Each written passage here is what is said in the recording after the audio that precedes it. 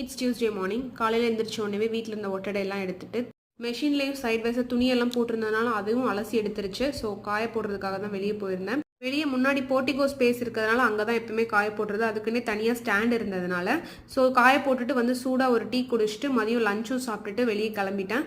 கிளம்புறதுக்கு முன்னாடி watch தேடினப்போ common colour black தான் வாட்ச் கிடச்சிது. சரி, கிடச்ச வாட்சை போட்டுட்டு கிளம்பிடலாம் அப்படின்ட்டு. அதுவுமே காமன் கலர்னால ட்ரெஸ்ஸுக்கும் சூட் ஆயிடுச்சு.